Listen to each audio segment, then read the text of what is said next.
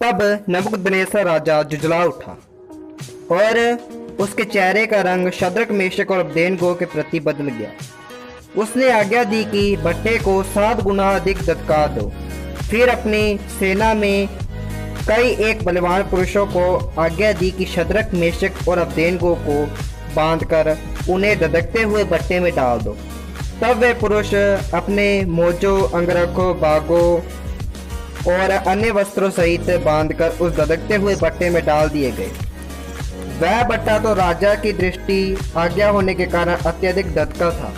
इस कारण जिन पुरुषों ने शद्रक मेशक और अबदेनगो को उठाया वे ही आग की आंच में जल मरे और उसी धधकते हुए भट्टे के बीच में 3 पुरुष शद्रक मेशक और अबदेनगो बंधे हुए फेंक दिए गए।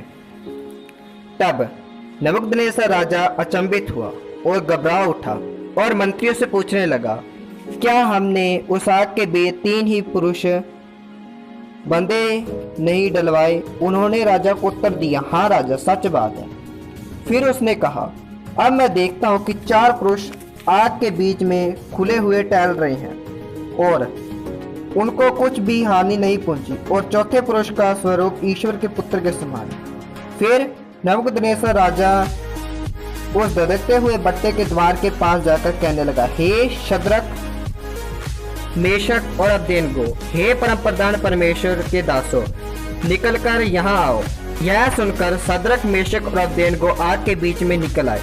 जब अधिपति, हाकिम और राजा के मंत्रियों ने जो इकट्ठे हुए थे उन पुरुषों की ओर देखा तब उनकी देह में आग की कुछ भी प्रभाव नहीं पाया और उनके सिर का एक बाल भी न झुलसा, न उनके मोजे कुछ बिगड़े और न जलने की कुछ गंध पाई गई।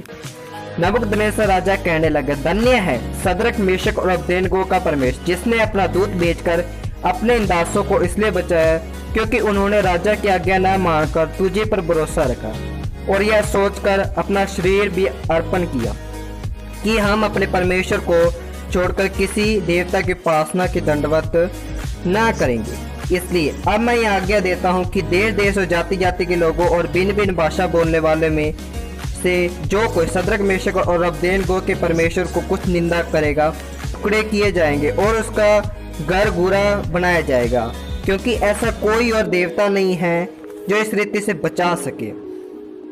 तब राजा ने बेबीलोन के प्रांत में शद्रक मेशक और अबदेनगो का पद ऊंचा किया।